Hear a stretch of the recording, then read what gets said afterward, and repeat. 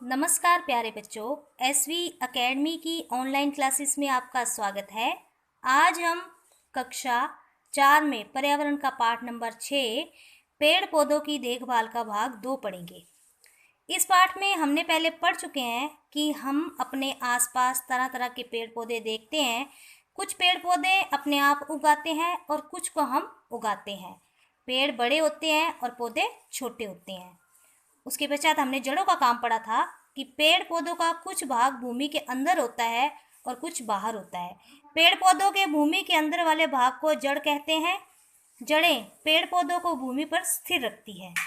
भूमि से जल एवं लवण सोखती है, जिससे पौधों का भोजन बनाने में उसको सहायता मिलती है। जो पौधों को है, जड़ों की सहायता से भोजन बनता है।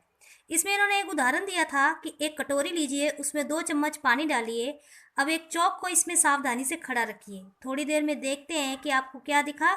जिस प्रकार चौक पानी को सोख रही है, कुछ इसी प्रकार जड़ें भी जमीन से पानी के पोषक तत्व खींचती है, जिनसे पौधे अपना भोजन बनाते हैं। और नीचे आपको 2 पेड़ों के बारे में बताया था। एक खेजड़ी, खेजड़ी हमारा राज्य वृक्ष है। इसकी जो जड़ें होती हैं काफ़ी गहराई तक जाती हैं और पानी को ढूंढकर सोख लेती हैं। और दूसरा हमने पढ़ा था बरगद। बरगद हमारा राष्ट्रीय वृक्ष है। बरगद के पेड़ की शाखाओं से निकली जड़ें जो होती हैं लंबी लंबी होती हैं, जमीन तक पहुंचकर ये मिट्टी में चली जाती हैं।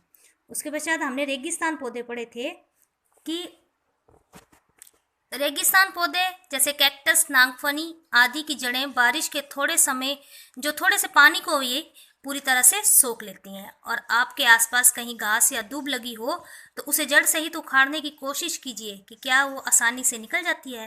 तब आप समझ जाएंगे कि जड़ जो है वो पौधे को जमीन में बांधे रखने में मदद करती है।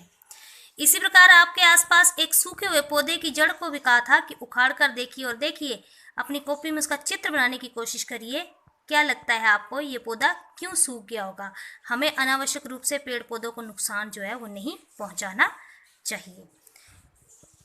तो इसके पश्चात हमने कुछ प्रश्न देखे थे कि आपने किन किन पेड़ पौधों की जड़ें देखी हैं। यदि हम अपने घर में लगे पौधों की जड़ों में पानी ना देकर उसकी पत्तियों को रोज रुई से गीला करें तो पौधे का क्या होगा? और तेज हवाओं में अधिकांश पेड़ पौधे उखड़ क्यों नहीं जाते? और पेड़ों की जो जड़ें होती हैं वो जमीन के नीचे क्यों फैली होती हैं? क्या बरगद की लटकती जड़ें जमीन में पहुंचकर दूसरी जड़ों के समान कार्य करती होंगी? इसके जो प्रश्न उत्तर मैं आपको ब्लैक बोर्ड पर करवाऊंगी। अब आगे का पार्ट देखिए, जिसमें आपको तने से संबंधित बताया गया है कि भूमि के बाहर पेड़ पौधों का मुख्य भाग जो होता है वो तना होता है। तने पर शाखाएं होती हैं, शाखाओं पर पत्तियां, फूल और फल लगे होते हैं। अब इन्होंने नीचे पूछा है कि देखिए और बताइए, आपके आसपास दिख रहे पेड़ों के तनों को देखिए, किसका तना मोटा है। उसके पश्चात दूसरा प्रश्न उन्होंने पूछा है कि हवा में पेड़ का कौन सा भाग सबसे ज़्यादा हिलता हुआ दिखता है। और तने की सतह कैसी है, चिकनी या खुरदरी या कोई और तरह की। शाखाएं जो है तनों से निकलती हैं, अलग अलग पेड़ों में शाखाएं कहाँ कहाँ से निकलती हैं। तो इन प्रश्नों का उत्तर जो है वो आपको ब्लैक बोर्ड पर करवा दिया जाएगा।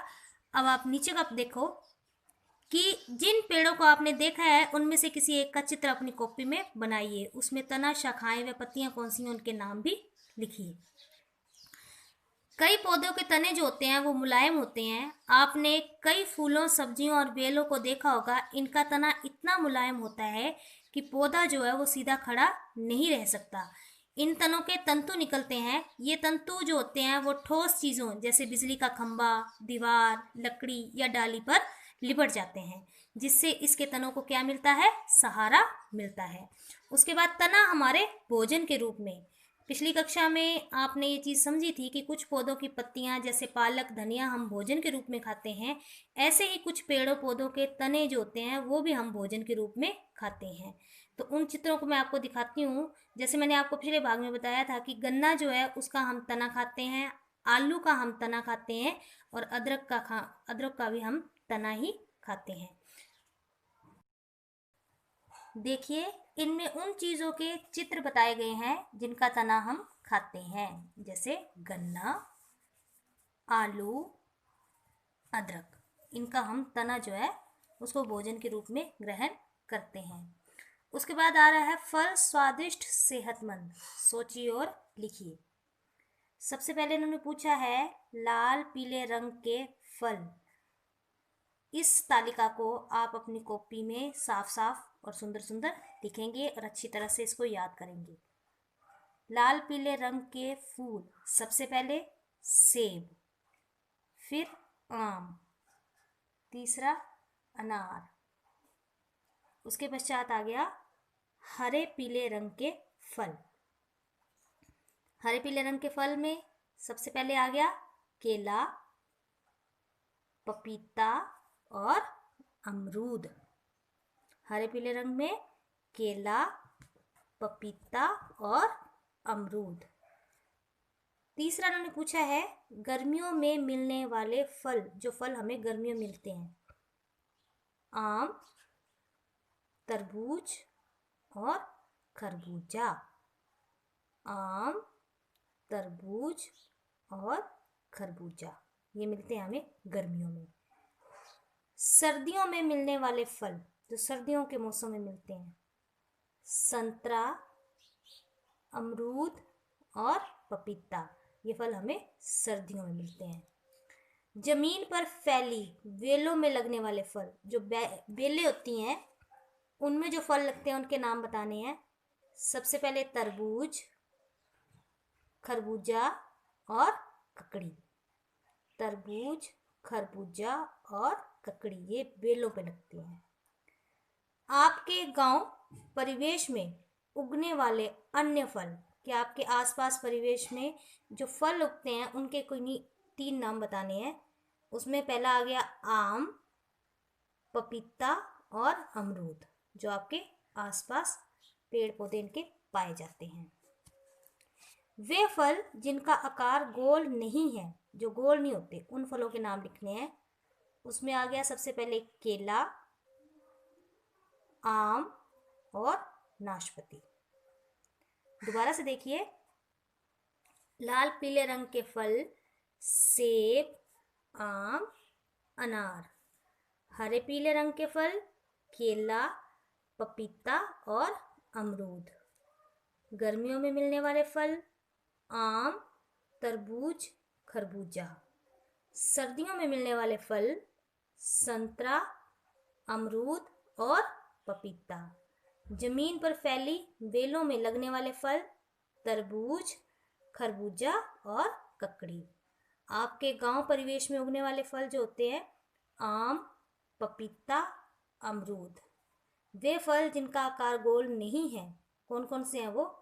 केला, आम और नाशपाती। इन सबको जल्दी से उतार लीजिए।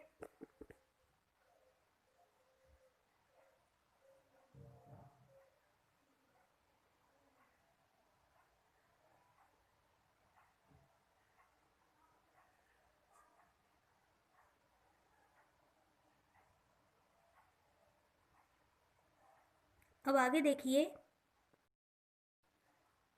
पेड़ हमारे साथी। कई पेड़ पौधे की जड़ें, पत्तियां व फल फूल औषधि के रूप में काम आते हैं। जो कई पेड़ पौधे होते हैं, कईयों की जड़ें, कईयों की पत्तियां व कईयों के फल फूल जो है वो औषधि के रूप में काम आते हैं। बड़े पेड़ों के तनों से लकड़ी भी प्राप्त होती है। जो बड़े पेड़ होते हैं उनके तनों से क्या मिलती है हमें? लकड़ी। पेड़ पौधे वायु को शुद्ध करते हैं, ये जमीन के कटाव को भी रोकते हैं। तो इसलिए पेड़ हमारे क्या बन गए? साथी। कि एक तो हमें इनसे औषधि प्राप्त होती है, दूसरा लकड़ी प्राप्त होती है, तीसरा ये हमारे वायु को शुद्ध करते हैं, और चौथा जमीन के कटाव को भी रोकते हैं। इसलिए पेड़ हमारे साथी हो गए। अब नीचे एक और सारणी बताई है कि आपके आसपास पाए जाने वाले इन पेड़ पौधों के नाम अपनी कॉपी में लिखिए। कि आपके आसपास जो है इन पेड़ पौधों के जो नाम लिखने हैं। पहले आ गया फल वाले, वह पौधे जिन पे फल लगते हैं। तो कौन कौन से पौधे हैं? आम, बेर और अमरूद। फल वाले पौधे कौन से आ गए? आम, बेर, अमरूद।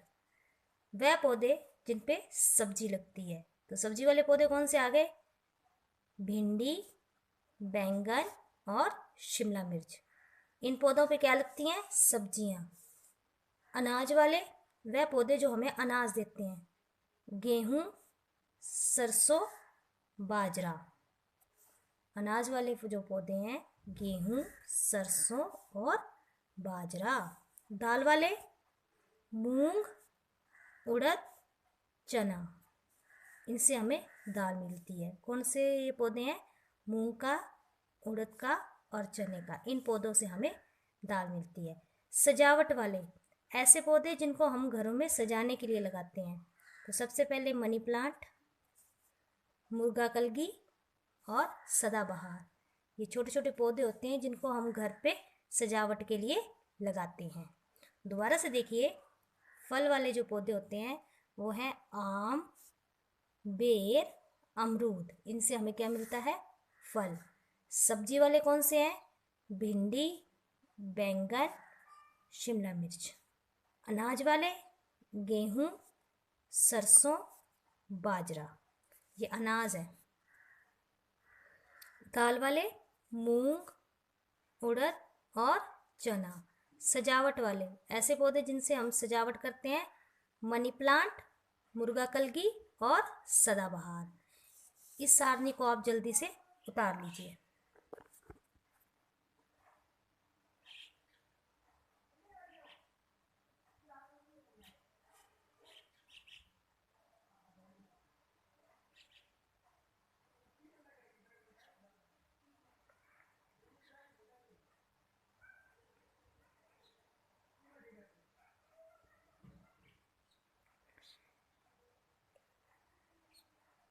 आज का पाठ आपका यहीं तक पढ़ा जाएगा।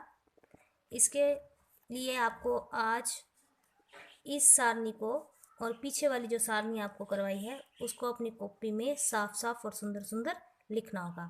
और इस पाठ से संबंधित जो प्रश्न उत्तर हैं वो आपको अगले भाग में ब्लैक बोर्ड पर करवा दिए जाएंगे।